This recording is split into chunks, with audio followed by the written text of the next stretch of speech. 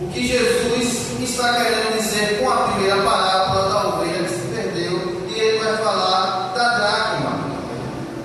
E ele cita a segunda parábola, eu peço que você acompanhe. E ele diz o seguinte, ainda no capítulo 15: ao qual é a mulher que, tendo 10 dracmas, se perder uma, não acende a candeia, varre a casa e procura diligentemente até encontrá-la.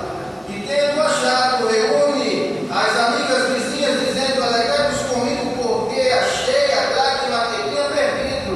E eu vos afirmo que, de igual modo, há júbilo diante dos anjos de Deus por um pecador que se arrepende. Jesus vai jogar a segunda parábola para dizer que a mulher tinha 10 dracmas, perdeu uma e ficou desesperada. Alguém sem consciência vai dizer: olha, a mulher tem 10 dracmas, perde uma e vai ficar desesperada. Mas deixa eu jogar uma nota de rodapé. Naqueles dias de Jesus, naquele período, as mulheres, quando eram convidadas ao casamento, diferente dos nossos dias, infelizmente, o noivo, ele ia até o pai da moça, solicitava aquela moça, e ele pagava o que nós chamamos de dote. E o pai, ele dizia o dote. Geralmente esse dote era em número de 10, ou poderia ser mais, dependia da moça. E Jesus define que essa moça recebeu 10 dracmas pelo dote do seu casamento. E isso acontecia por um motivo muito claro, porque naqueles dias os homens viviam em guerras constantes, indo a peleja, e geralmente muitos não voltavam. Então o pai da moça recebia aquelas dracmas como uma forma de previdência, aposentadoria, ou benefício para que se vivesse por um período de tempo grandeando dinheiro, com o dinheiro que se tinha. Então o pai da moça, quando recebia as 10 dracmas, ele pegava parte daquelas dracmas e dava à moça, ou poderia dar todas elas. Ele dizia: filha, segura essas dracmas, porque elas vão te servir em 2 momentos em sua vida. O primeiro, se seu marido for para a guerra e demorar a voltar, você vai se manter com essas moedas. Segundo, se ele morrer na guerra. E essa mulher, segundo o texto, não disse que o marido tinha ido para a guerra porque ele tinha morrido. Simplesmente ela perdeu. A dracma se perde dentro ou fora de casa, irmão? Tem certeza? Dentro de casa. A ovelha se perdeu dentro ou fora do aprisco? Fora do aprisco. Os escribas e fariseus ainda não estão entendendo nada. Porque que Jesus come e dialoga, ensina sobre o reino com publicanos e pecadores. E Jesus vai soltar a terceira parábola falando de 2 filhos.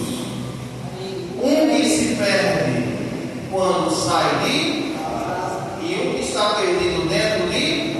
A dracma estava perdida dentro de casa, porém ela não sabia o grau de perdição, porque é um objeto inanimado. A ovelha sabia que estava perdida, mas não sabia como comprar. E Jesus, ele vai soltar a terceira parábola para encerrar. E eu sempre defino parábola como uma história de Deus contada em linguagem humana. Jesus, ele sempre pegava acontecimentos do dia a dia para falar de verdades espirituais. E no capítulo 15, ainda, versículo 11, Jesus encerra o seu diálogo dizendo: continuou, certo homem tinha 2 filhos, e o mais moço dele disse ao pai: pai, dá-me a parte dos bens que lhe cabe, e lhes repartiu os haveres. Passado muitos dias, o filho mais moço, ajuntando tudo o que era seu, partiu para uma terra distante, e lá dissipou todos os seus bens, vivendo dissolutamente. Jesus vai dizer nessa história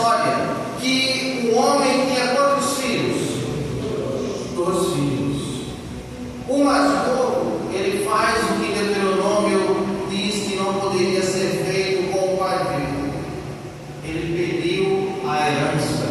A herança era para o filho mais velho e era dada de forma dobrada. O mais novo poderia receber parte da herança se o pai em vida fizesse um documento que nós chamamos de testamento. Se o mais novo chegasse para o pai e dissesse: eu quero a parte da herança, ele estava de forma parafraseada dizendo: o Senhor para mim está morto, me dê o que me pertence. Isso é uma afronta. Segundo Deuteronômio, esse homem, porque o regime da época era patriarcal, o pai tinha moral. Infelizmente hoje nós encontramos casos, perdoe-me, que o pai perdeu a moral, o pai e a mãe deixou de ser a referência. O pai, ele estabelecia sua casa em um território no meio, onde chamavam de clã. Era o costume do patriarcado. E os filhos que iam nascendo, eles iam construindo as suas casas ao redor. Lembra da história de Jó? Lembra da história de Abraão? Era mais ou menos assim. E os servos iam construindo ao redor das casas dos filhos. E a casa do pai no centro. Então, quando um filho agia dessa forma, o pai poderia pedir apedrejamento. Mas a lei do apedrejamento não foi uma lei estabelecida para apedrejar, era uma forma didática que Deus queria usar com o povo. Na história, a gente quase não vai ver ou nem ver alguém sendo apedrejado por pedir assim o pai. Esse filho, por ter feito, praticado esta ação, ele queria pecar. E ele pediu parte da herança, porque até para pecar dá trabalho. Por incrível que pareça. Até para pecar dá gasto. Até para pecar você tem que ter um trocadinho no bolso, senão às vezes você nem consegue. E o pai poderia ter dito aos servos, porque no portão da casa principal até a saída era distante. Os servos ficavam naquele perímetro e eles poderiam apedrejar, mas o pai diz, o texto de Lucas, que ele repartiu a herança entre ambos. Um pé e o pai reparte para os dois. Deixe. E Lucas registra as palavras de Jesus dizendo que em dado momento aquele jovem se vê em uma situação de fome, desprezo, escassez e dificuldade muito grande. E ele se lembra: na casa de meu pai os trabalhadores vivem melhor que eu aqui necessito de alimento. Irei ter com meu pai e direi: pai, peguei contra e não sou digno de ser chamado filho teu, mas faze-me como um dos teus jornaleiros, trabalhadores. Deixa eu estar por perto. Ele teve uma atitude insana. Ele não estava em sã consciência quando ele quis pecar. Todo ato de rebelar-se contra Deus é um ato de insanidade. Ninguém que se rebela contra Deus está em sã juízo. E ele diz o texto que vai planejar tudo para voltar. Está orquestrando. É aquele tipo de pessoa que está tendo tudo e ele está ali fora. Os irmãos estão se alegrando. Eu estou aqui no frio, mas eu vou voltar. Eu vou voltar. Ele está só maquinando como volta. Eu vou voltar. Não sei como é que eu chego.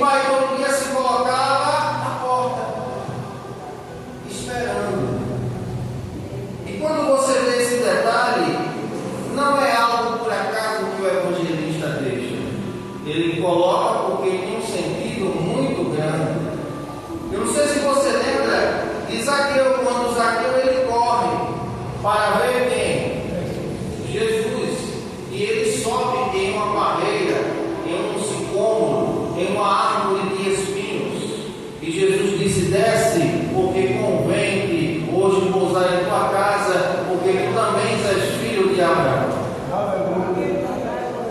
O ato do evangelista dizer que Zaqueu correu, ele está dizendo que Zaqueu se colocou em vergonha, chamou a atenção do povo para ele. No mundo antigo, um homem de posses, um homem de idade, o mundo poderia estar desabando, tudo caindo, mas ele não poderia correr, porque se corresse, ele chamava a atenção para si.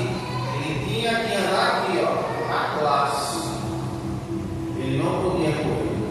E Lucas diz que esse pai, ele se colocava à entrada todos os dias, porque ele sabia, um dia ele volta.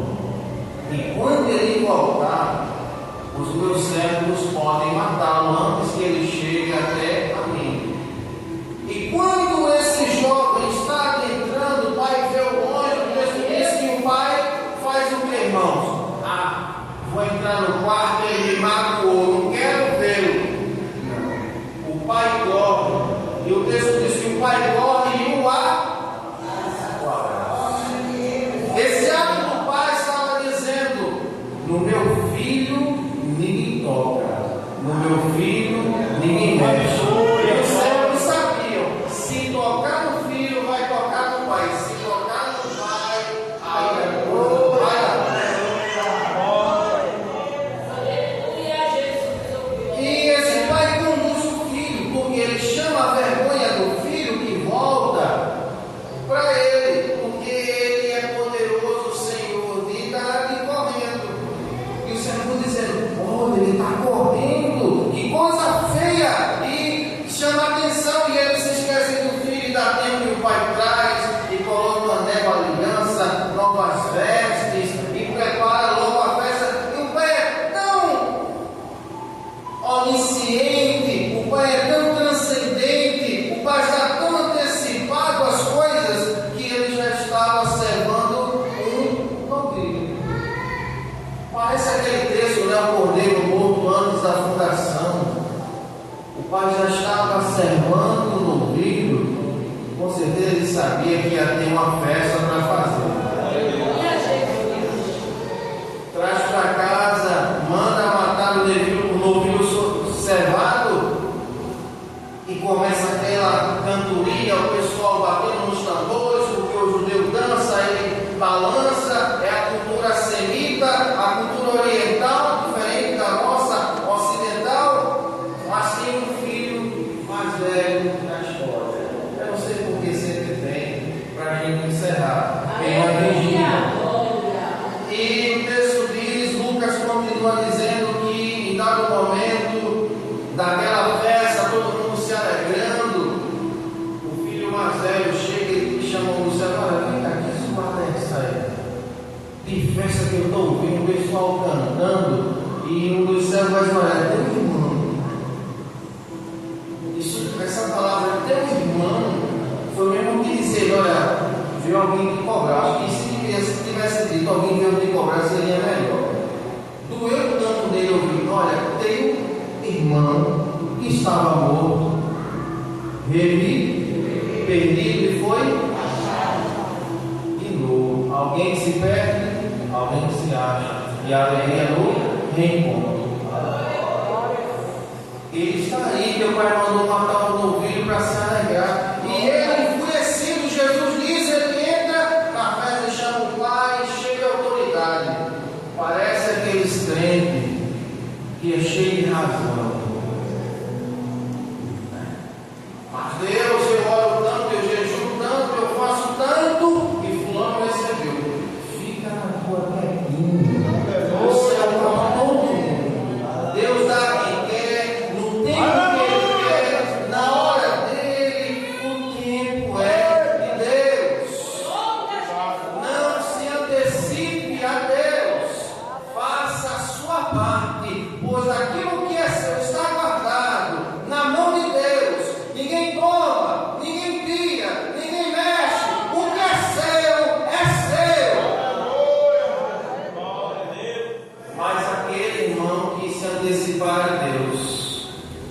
ao Pai da parábola. E o texto vai dizer, a gente vai encerrar aqui, que ele diz: há quanto tempo estou contigo e nunca mataste um animal para alegrar-me com os meus amigos? Vem este teu filho, nem é mais irmão dele, é filho do pai, né? Teu filho. Aleluia, Jesus. Glória. E tu mata esse animal, faz essa festa, se alegra, gastando ele todos os haveres, toda a herança com prostitutas. Irmãos, quando eu medito nesse texto, existe uma pergunta que a gente tem que fazer ao final, porque foi o que Jesus quis trazer à consciência. Como que esse filho mais velho sabia o que o mais novo estava fazendo e aonde estava fazendo? Se o texto diz que o mais novo foi para uma terra ou um país distante. O país ali é porque a Palestina, Israel é muito pequeno, diferente do Brasil, que é continental muito grande, então os países são próximos. Ele vai para uma cidade ou um país distante e lá começa a se prostituir.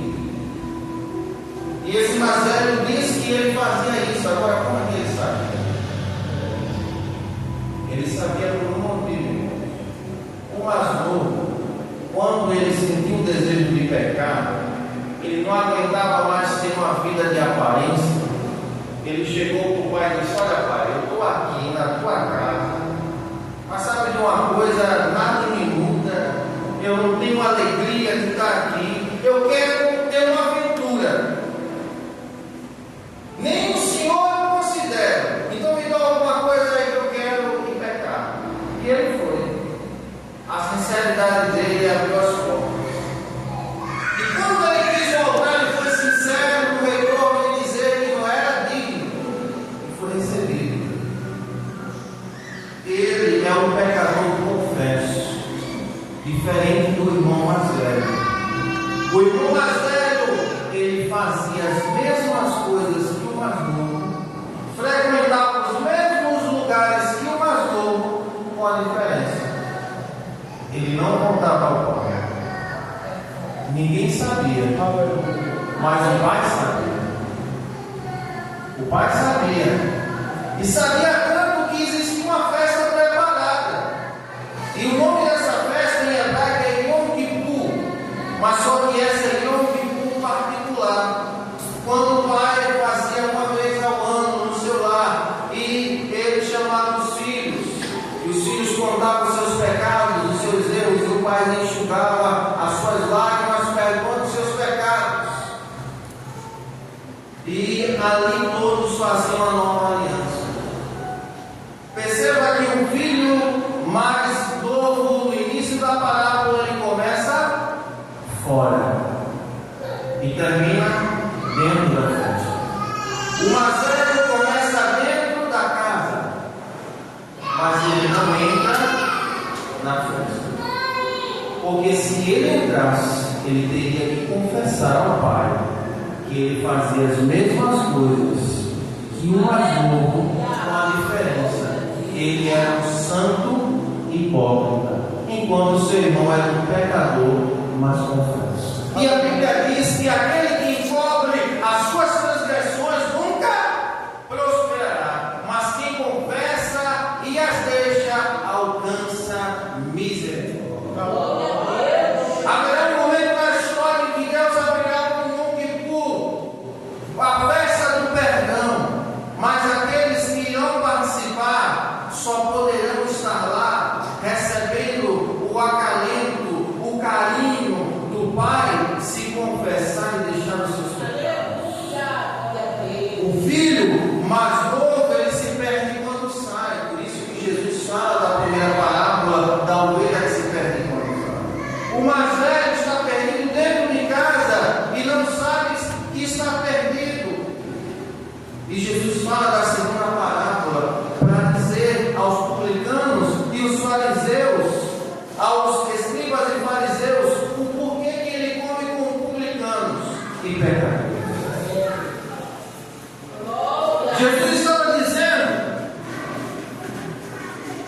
Está vendo esses aqui?